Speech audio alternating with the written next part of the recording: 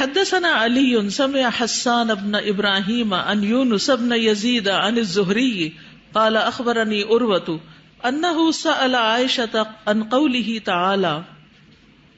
عروہ کہتے ہیں کہ انہوں نے سوال کیا حضرت عائشہ رضی اللہ تعالی عنہا سے کہ اس آیت کا مطلب کیا ہے. وَإِنْ خِفْتُمْ أَلَّا تُقْسِطُوا فِي الْيَتَامَى فَانكِحُوا مَا طَابَ لَكُم مِّنَ النِّسَاءِ مَثْنَىٰ وَثُلَاثَ وَرُبَاعَ فَإِنْ خِفْتُمْ أَلَّا تَعْدِلُوا فَوَاحِدَةً أَوْ مَا مَلَكَتْ أَيْمَانُكُمْ ذَلِكَ أَدْنَىٰ أَلَّا تَعُولُوا. اب یہ جو آیت ہے سورۃ النساء کی آیت نمبر 3 ہے. اور اگر تم ڈرو کہ یتیموں کے حق میں انصاف نہیں کرو گے تو اور عورتوں میں سے جو تمہیں پسند ہو ان سے نکاح کر لو، 2 سے اور 3 سے اور 4 سے. پھر اگر تم ڈرو کہ عدل نہیں کرو گے تو ایک بیوی سے یا جن کے مالک تمہارے دائیں ہاتھ ہوں، یہ زیادہ قریب ہے کہ تم انصاف سے نہ ہٹو. قالت یبن اختی، کہنے لگی اے میری بہن کے بیٹے، اے میرے بھانجے، الیتیمۃ تکون فی حجر ولیہا.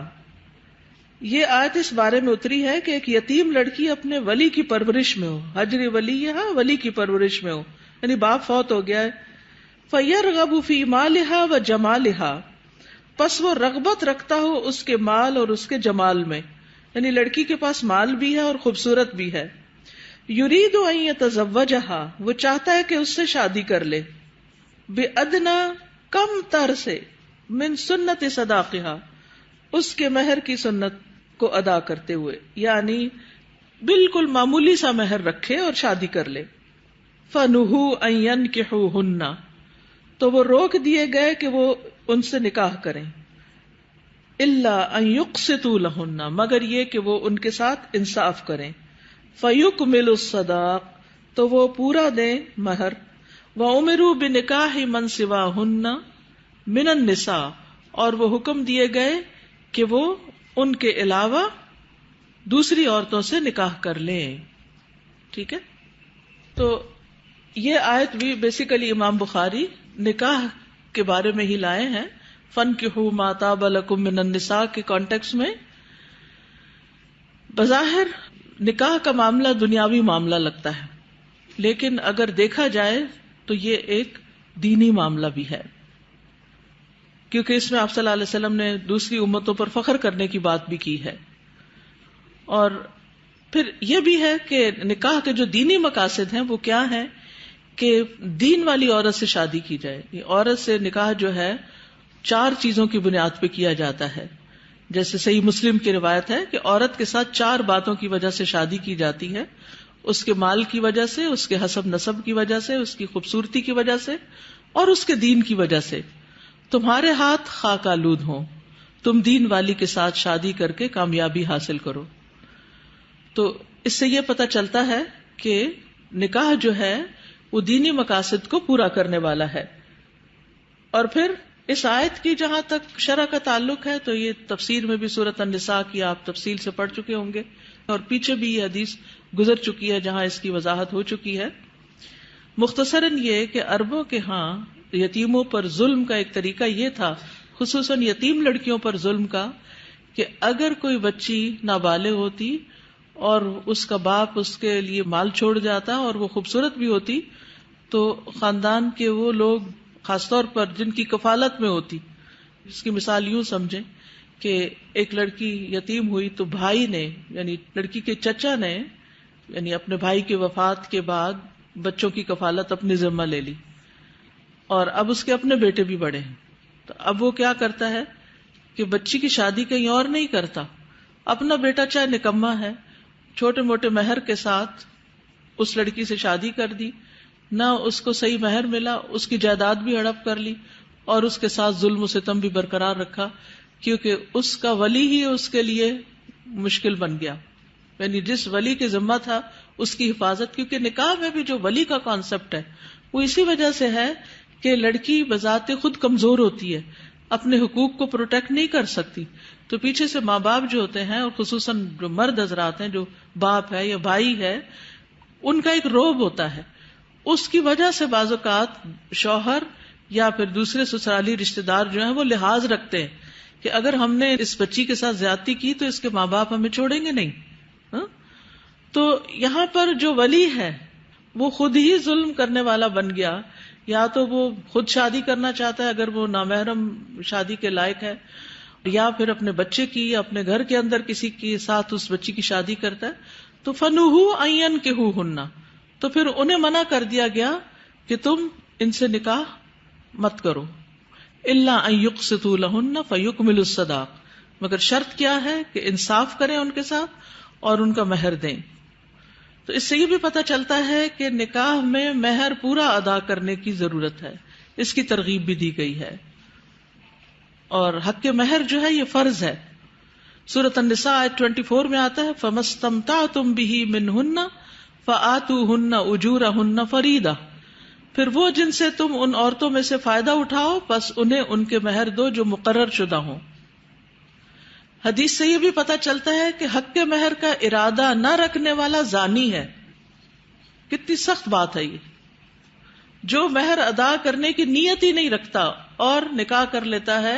بعض اوقات آپ دیکھیں کچھ علاقوں میں یہ رواج ہوتا ہے کہ مہر کی بہت بڑی رقم رکھ لی جاتی ہے، یہ بہت بڑی چیز، افراط و تفریط ہے اس میں.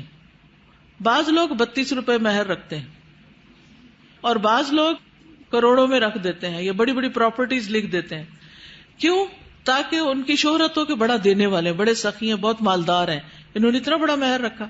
نام بری کے لیے، دکھاوے کے لیے رکھتے ہیں، لیکن اندر سے ان کی نیت یہ ہوتی ہے دینا کس نے ہے. تو جس کی یہ نیت ہو کہ دینا کس نے ہے، اس کا نکاح جو ہے وہ پھر نکاح نہیں زنا ہے. اور یہ حدیث جو ہے یہ صحیح الترغیب والترہیب کی ہے. رسول اللہ صلی اللہ علیہ وسلم نے فرمایا جو شخص کسی عورت سے تھوڑے یا زیادہ کم و بیش مہر پر شادی کرے اور اس کے دل میں مہر ادا کرنے کا ارادہ کوئی نہیں، اس نے اسے دھوکہ دیا. یعنی اس نے عورت کو کیا کیا؟ دھوکہ دیا، اور پھر فوت ہو گیا اور اس سے اس کا حق نہیں دیا، تو وہ قیامت کے دن اللہ سے زانی ہونے کی حالت میں ملاقات کرے گا. اور اس میں آپ دیکھیے کہ گھر والوں کا بھی ایک بڑا حصہ ہوتا ہے. یعنی بعضوں کا لڑکا اپنی مرضی سے اپنے شوق سے زیادہ دینا بھی چاہتا ہے اور وہ لکھوا بھی دیتا ہے، پھر بعد میں ماں یا بہن یا کوئی اور روک رہے ہوتے کہ دیکھ لو 4 دن پہلے اس کو کیا کرتی ہے، پھر ٹھہر کے دینا وغیرہ وغیرہ. تو رکھنا ہی اتنا چاہیے کہ جتنا انسان خوشی سے دے سکے اور دینا مشکل نہ ہو. پھر حدیث میں آتا وہ امروا بنکاح من سواہن من النساء، اور وہ حکم دیے گئے کہ ان عورتوں کے علاوہ دوسری عورتوں سے نکاح کر لیں. اور یہاں پر نکاح کرنے کا جو صیغہ آیا ہے فنکحوا ما طاب لکم، اس کا ادنا مرتبہ استحباب کا ہے. اور اگر کسی کو شہوت کے غلبے سے بدکاری میں مبتلا ہونے کا اندیشہ ہو تو اس کے لیے نکاح کرنا ضروری ہے. ابو ہریرہ کہتے ہیں کہ رسول اللہ صلی اللہ علیہ وسلم نے فرمایا 3 آدمیوں کی مدد کرنا اللہ کے ذمہ ہے. ایک اللہ کی راہ میں جہاد کرنے والا، دوسرا وہ غلام جس نے اپنے مالک سے آزادی کے لیے معاہدہ کیا اور وہ ادائیگی کی نیت رکھتا ہے، اور تیسرا برائی سے بچنے کی نیت سے نکاح کرنے والا. برائی سے بچنے کی نیت سے نکاح کرنے والا، یعنی ایسے شخص پر نکاح کرنا لازم ہو جاتا ہے، واجب ہو جاتا ہے. ٹھیک ہے. اچھا، اب عموماً یہ بات کہی جاتی ہے کہ رشتے نہیں ملتے لڑکیوں کے کانٹیکس میں. یہ بہت ساری باتیں یہ جو نا مردوں سے متعلق بھی ہیں، کیونکہ نکاح میں جو عقدۃ النکاح ہے وہ مرد کے ہاتھ میں ہے، اور وہی پروپوز کرتا ہے، وہی آگے بڑھتا ہے.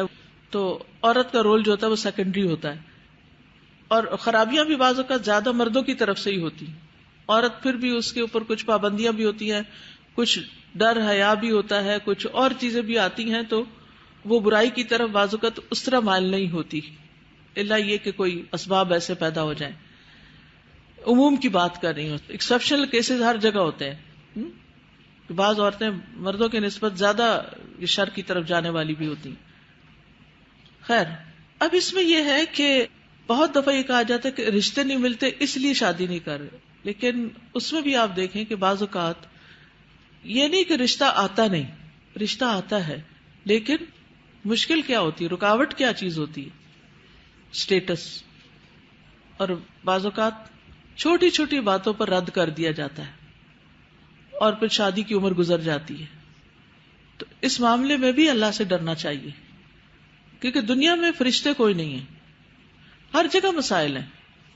ہر پھول کے ساتھ کانٹا کسی کے ساتھ بڑا ہوتا ہے اور کسی کے ساتھ چھوٹا ہوتا ہے. گلاب کا پھول سب پھولوں میں زیادہ خوبصورت اور خوشبودار ہوتا ہے، لیکن اس کے ساتھ کانٹا بھی زیادہ بڑا ہوتا ہے.